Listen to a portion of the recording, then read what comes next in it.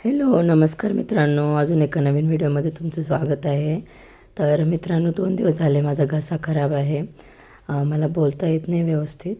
तर मित्रांनो, आता तब्येत थोडी खराब जरी असली तरी घरातले कामं म्हणा किंवा आपले छोटे छोटे कामं तर करावंच लागतात.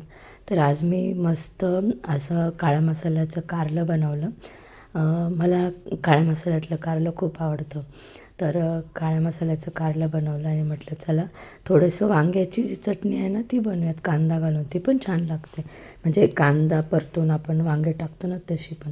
तर माझी भाजी झाली होती तयार लगेच सकाळी सकाळी. म्हणजे माझं सकाळी मी ऑफिसला जाते ना 9-10ला.